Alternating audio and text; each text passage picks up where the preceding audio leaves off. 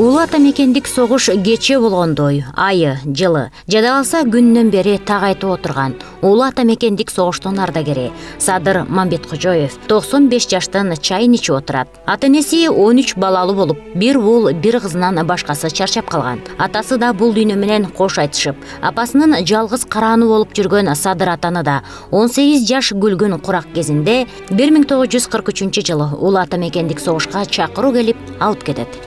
Анда жөнөкөй армия болсо экен, согушка кетип атабыз да, өлүмгө кетип атабыз да. Биякта өкүрүк, бакырык, ата энеси барлар, агайын туугандары барлар, жөн эле коштошуп, эмне болот, эмне жок, мына сен келеби, келбейби деп ыйлар, бакырыктар абдан катуу болгон балам. Мен 1943-жылы согушка барып, 6 ай согуштук. Эрежелерде бүт бардыгын үйрөнүп, такшалып. Садыр атанын айтымында 1943-жылы февраль айында согушка аттанып, алгач согуштун атайы эрежелеринен өтүп, андан соң 1943-жылы Белоруссиянын 125 аткычтар дивизиясында болгон. Албетте, айтканга оңой болгону менен жанындагы жоро жолдошторун жоготуу, канчалаган ачка алган күндөр, ажал менен алып урушкан оор күндөрдү кайгыруу менен эскерет. Кургакчылык да болду, сууукчулук да болду. Аякта болото, жери суу, нымдуу болот экен, ачка. Бир-эки күнү окка түшпөй калып дагы согушта. Жанагы болотолордо, сууларда 2-3 күн жатып калып кан күндөр да болду. Мына ошол согушуп жүргөн убактыбызда немистер бизди атышып, биз немистерди атып, шундетип катуу согуш болду. Ажалдуулар мынтыкты атып эле жаныңда турган жолдошуң бир пастын ортосунда жок болуп калат, же жыгылып калат. Ушундай оор күндөрдө эки өпкөсүнө катуу суук тийип тура албай жатып калат. Ошондо госпиталга жаткырышат. 1944-жылдын этегинде өзү кызмат өтөгөн дивизияга кайрадан кошулуп, ата мекен үчүн жан канын аябай салгылашат. 1945-жылы 9 майда жеңиш биздики деген кабарды укканда, ошондогу сүйүнүч сезимдер, кубануудан ыйлаган адамдар, толкундануулар азыркыга чейин көз алдымда дейт каарманыбыз.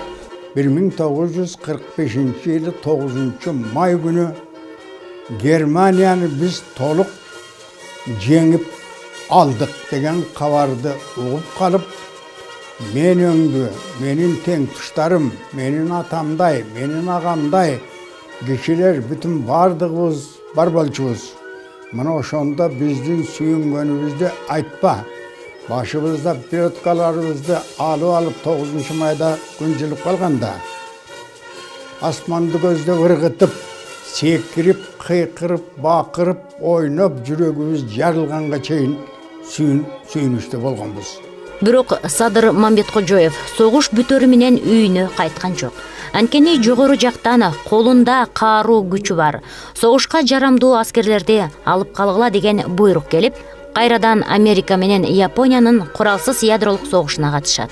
Иракка чыгышка Япониянын согушуна жөнөтпөдү. Согуш 8 август 1945 жылы башталды. Ал эми шундетип биз аерден Японияга согушка барып, япондук самурайларды 23 күндүн ичинде капитулировать этип туруп бүт бардыгын басып алдык. Солдаттарын пленге алдык, продукцияларын басып алдык. Мына ушундетип Япониянын согушу 3 сентябрь 1945-жылы бүттү. Андан соң Сталинградты калыбына келтирүү үчүн кызмат өтөп, Иракка чыгыш чек араларын америкалык тыңчылардан кайтарып жүргөн кезинде бир кызык окуяга кабылганын эскерип өттү.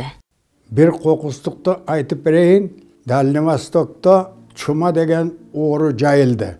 Мына ошо ооруга каршы прививка жасайбыз деп туруп, мектептин директоруна барып, эч кимди чыгарбай, 2 сменада биринчи сменди кетирбей, экинчи сменди бүт бардыгын чогултуп келгенде баштайбыз деп турган убакытта Кудай жалгап мектептин директору эптеп бир телефонго жетип, Гороного телефон çalat. Ой, мына 45-50 градус суық болып атса, Чумаға қаршы прививка жасайбыз деп тұрып, доғдырлар келіп, балдарға укол салған атат. А балдар 1-2 күні оғырып қалып, мектепке келбей қалса сырып болады ғой, қандай қылабыз деп үшіндесі, кемекен деп тұрып, ошол жерден Гороно Горыздрапқа телефон çalat. Горыздрапқа телефон çalsa, Горыздрап, biz ешкімді прививка қылдып жібергеніміз жоқ. Ал қандай прививка қылыш керек екен? Деп тұрып, жерден чу көтеріп, анан Гор гарнизонға, военныйға звонить етеді. Анда тезірек biz жетіп барабыз деп тұрып, тезірек жетіп барып қолға түсірішті. Mana bu şu şpiyondordan önce voyanный garnizondağı nemeler gelip karmap durup, voyanный tribunalga verip sot tuttuk. Ошентип 8 жылдан кийин өзүнүн ата журтуна кайтып келет. Жол карап, баласын зар какшап күткөн апасы кайгыдан аябай каарып кеткенин, үйүндө бош жатпастан, билим берүү бөлүмүндө эсепчи, андан соң башка эсепчи болуп иштегенин эскерип, буларды айтып берди. 1950 жылдың май айында араңдан зорға 50 жұртыма келдім де. Bir atқа аны менгізіп, жетелеп алышып, аны мені тозышып, ошы жердегі ағайын туған 50 жұртым жолдан тозып алышпады, ыйлап сықташып. Эми болды, келгениңерге 1 ай болып қалды, эми иштешиңер керек деп тұрып, жұмышқа тарта баштады. Карамановс жубай экөө 5 ул, 4 кызды тарбиялап өстүрүп, тууруна кондуруп, 33 неберенин бал тилине балкып турганы кезинде 2007 жылы байбичесинен ажыраган. Ата даңкы, эне баркы балага дем деген сыңары. Уулу Тогузбай Мамбеткожоевдин айтымында атасынын адамдык асыл сапаттары, берген тарбиясы менен ошол даражага жетип отурарын, атасы менен сыймыктанаарын жашырган жок. Адамгерчиликтүү, ымандуу, бардык акыл насаттарын бүт бардыгыбызга жакшы түшүндүрүп айтып берген ошол жакшы сапаттарга адамды жакшы болсун, адам болуп жакшы адамдардан болгула деп өстүргөн бизди. Ошон үчүн ушундай акылдуулугу, чынчылдыгы, ушундай бардык өткөн немелердин бардыгын эстеп, бардыгын айтып берген ошол немелерин мен баалайм да атамынчы. Ушу атамдын эмгегиндей биз да ошондой болуп туруп, ушундай адамдардан болуп туруп чоңоелу деп аракет кылып жүрөбүз. Садыр атанын дагы бир өзгөчөлүгү бул санжыра сүрүштүргөндүгүндө. 9 атасына чейин сүрүштүрүп, кийин балдарына кереги тиет деген үмүттө небере чөбөрөлөрүнө чейин тизмелеп жаздырып койгон. Ошондо ушу бүт бардыгын өттүрүп, мына берекинин баланын эң кичик кызына чейин ушу картанын ичинде бар. Ооба. Биздин жаркын жашообуз үчүн бир тамчы канын аябай салгылашкан улуу ата мекендик согуштун ардагери Садыр Мамбеткожоевдин эрдиги эч качан унутулбайт.